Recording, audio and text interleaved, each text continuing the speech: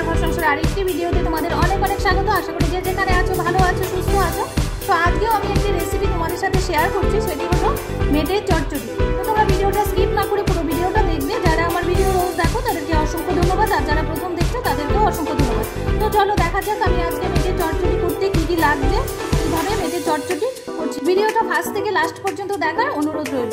তো মেটের চচ্চড়ি করতে আমি এখানে বড় বড় দুটো আলু কেটে নিয়েছি এভাবে, আর একটা রসুন এভাবে ছুলে রেখেছি, আর একটা রসুন আমি এইভাবে কুচি কুচি করে কেটে রেখেছি, আর একটা বড় সাইজের পেঁয়াজ এভাবে কেটে রেখেছি, আর একটা মিডিয়াম সাইজের পেঁয়াজ আমি কুচিয়ে কেটে রেখেছি, আর কিছুটা কাঁচা লঙ্কা আছে, একটা টমেটো আছে, তেজপাতা আছে, আর এখানে আছে 100 গ্রাম মেটে।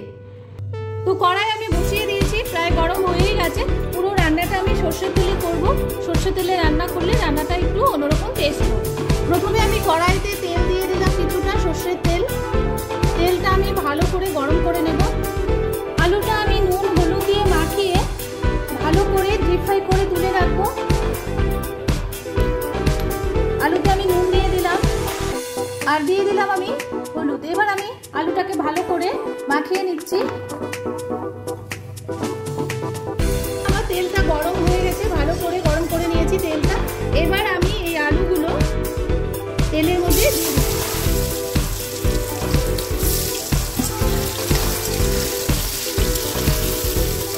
এবারে আমি গ্যাসটাকে লো করে দিয়ে আমি একটু ঢাকা দিয়ে রাখছি। আলুটা সেদ্ধ হয়ে যাবে আর ফ্রাই হয়ে যাবে। আলুটা ফ্রাই হতে হতে আমি কিছু মশলা পেস্ট করে নিচ্ছি। এই যে একটা রসুন আমি তুলে রেখেছিলাম, এই একটা রসুন আর একটা কুচানো পেঁয়াজ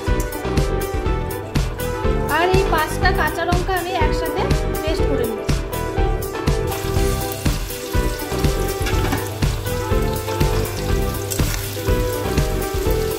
আলুটা আমার 50% সেদ্ধ হয়ে গেছে। এবার আমি এটাকে বেশ লাল করে ভেজে তুলে নিচ্ছি। এদিকে আমার মশলাটা হয়ে গেছে, এটা একটা বাটিতে নামিয়ে নিলাম। এই পেস্ট করা মশলাটার সাথে আমি মিশিয়ে দিচ্ছি হলুদ গুঁড়ো, 1 চামচ হলুদ গুঁড়ো, দিয়ে দিচ্ছি আমি 1 চামচ জিরের গুঁড়ো, আর আমি দিয়ে দিচ্ছি কালারের জন্য একটু লঙ্কার গুঁড়ো। যেহেতু কাঁচা লঙ্কা দেওয়া আছে, বেশি ঝাল দেওয়া যাবে না। এই সব মশলাগুলো আমি একসাথে মিশিয়ে নিচ্ছি। আলুটা আমার দেখো একদম ফ্রাই হয়ে গেছে, একদম আমি লাল করে ভেজে নিয়েছি। এবার আমি এটাকে উঠিয়ে রাখছি। এবারে আমি ওই তেলটার মধ্যে দিয়ে দিচ্ছি একটা তেজপাতা, 2 টুকরো করে তেজপাতাটা দিয়ে দিলাম, আর দিয়ে দিলাম একটা শুকনো লঙ্কা, একটু চিড়ে দিয়েছি, নাহলে ফেটে যাওয়ার চান্স থাকে। এটা একটু ভেজে নেব। এবারে আমি দিয়ে দিচ্ছি রসুন কুচিয়ে রেখেছিলাম, সেই রসুনটা আমি দিয়ে দিচ্ছি। রসুনটা আগে দিতে হবে, না হলে কাঁচা কাঁচা একটা গন্ধ থেকে যায়, ওই জন্য রসুনটা আমি আগে ভেজে নিচ্ছি। আর দিয়ে দিচ্ছি আমি ফোড়নে একটু গোটা জিরে। এবার দেখো রসুন আর তেজপাতা আর লঙ্কাটা কিন্তু একদম ভালো ফ্রাই হয়ে গেছে। তো এই পর্যায়ে আমি দিয়ে দিব কেটে রাখা পেঁয়াজগুলো। এবার এটাকে ভালো করে ফ্রাই করে নিতে হবে। দেখো মোটামুটি আমার পেঁয়াজটা ফ্রাই হয়ে গেছে, এইরকম ফ্রাই করবো, এর থেকে বেশি ফ্রাই করব না। তো এবার আমি এই যে পেস্ট করে রেখেছিলাম মশলাটা, সেটা আমি এটার মধ্যে অ্যাড করে দিচ্ছি।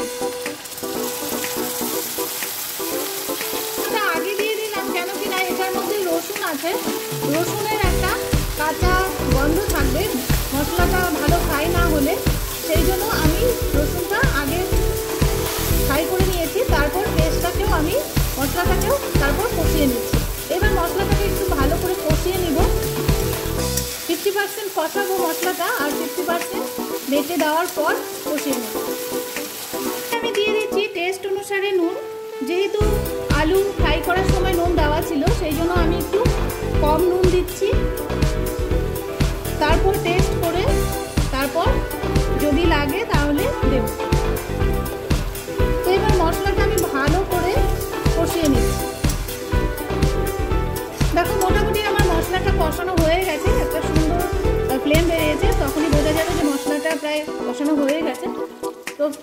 50%-এর মতো কষানো হয়েছে, রসুনের কাঁচা গন্ধটা চলে গেছে। এবার আমি এর মধ্যে যে মেটেটা ধুয়ে রেখেছিলাম সেই মেটেটা অ্যাড করছি।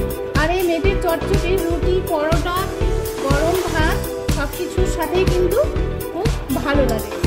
আর বাচ্চারা খেতে খুব পছন্দ করে এই মেটের চটচটি। কারণ আমাদের বাড়িতে যখন মেটে যে কোনো বাড়িতেই মাটন করা হয় তখন কিন্তু বাচ্চা বাড়িতে থাকলে তারা আগে মেটেটাই কিন্তু চায়। সেই জন্য মেটেটা খুব ভালো, টেস্টি একদম। তো এবারে আমি কি করব, এবার আমি একটু ঢাকা দিয়ে রাখবো 2-3 মিনিট, কেন কিনা মেটেটা সেদ্ধ হতে হবে। তো এবার আমি ঢাকা দিয়ে দিচ্ছি। 2-3 মিনিট পর আমি ফিরে এলাম। গ্যাসটা একদম লোতে ছিল। তো অনেকেই অনেকভাবে করে এই মেটের চচ্চড়ি, তো আমি যেভাবে করি সেভাবেই তোমাদেরকে শেয়ার করছি। তো এই যে মেটেটা একদম সেদ্ধ হয়ে গেছে, এই দেখো মেটেটা কিন্তু সেদ্ধ হয়ে গেছে। তো এবারে আমি আরও 2-3 মিনিট ভালো করে কষিয়ে নিচ্ছি।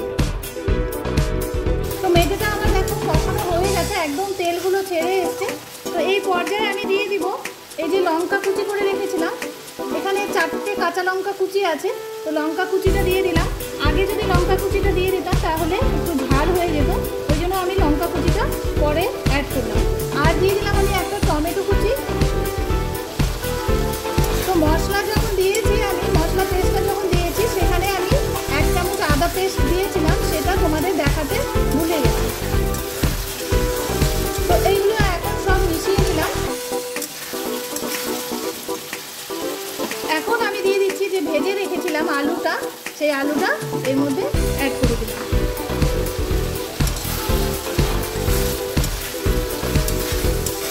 কি সুন্দর হয়েছে দেখো, খেতেও কিন্তু দুর্দান্ত টেস্ট হয়। এটা তো রুটি পরোটার সাথে অসাধারণ লাগে খেতে, আর ভাতের সাথে তো কোনো কথাই নেই। এরকম একটা রেসিপি যদি থাকে দুপুরের লাঞ্চের সময়, গরম ভাত আর এরকম মেটের চচ্চড়ি, আর কিছু কিন্তু লাগে না। আর মেটেটা ছোট থেকে বড় সবাই কিন্তু ভালোবাসে। দেখো আমার মেটেও সেদ্ধ হয়ে গেছে ভালো, এত সুন্দর সেদ্ধ হয়ে গেছে। আর আলুগুলো আগেই ফ্রাই করার সময় সেদ্ধ হয়ে গেছিলো। তো এবার আমি একটু জল অ্যাড করে দিচ্ছি।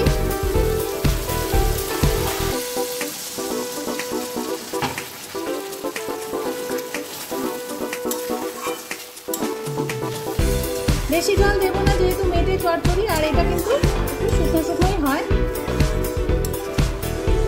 তো আমার সব কিছু যেমন সেদ্ধই হয়ে গেছে, সেই জন্য আমার জল বেশি একটা লাগবে না।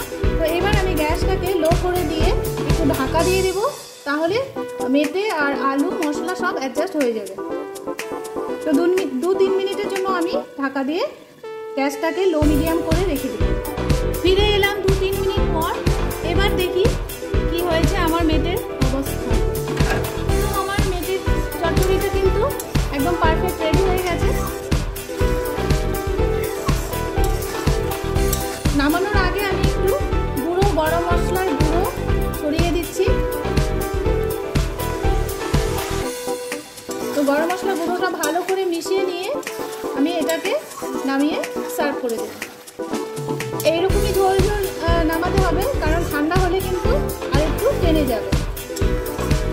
গ্যাসটা আমি অফ করে দিলাম।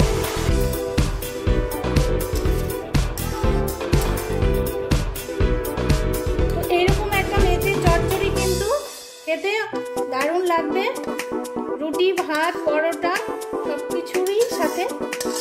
তো এটা আমি নামিয়ে তারপর তোমাদের দেখাচ্ছি মেথির চচ্চড়ির ফাইনাল লুকটা।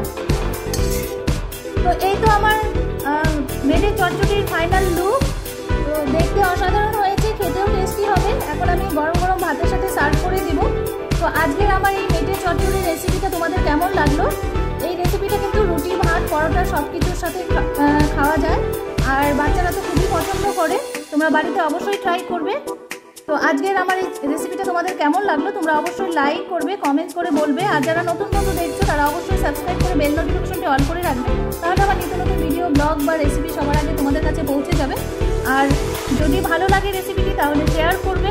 আজকে এখানেই রাখছি, আবারও দেখা হবে তোমাদের সাথে নেক্সট কোনো ভিডিও ব্লগ বা রেসিপির সাথে। আজকের জন্য টাটা, ভালো থাকবে, সুস্থ থাকবে। আর আমার ভিডিও ফার্স্ট থেকে লাস্ট পর্যন্ত দেখলে তাদেরকে অসংখ্য ধন্যবাদ।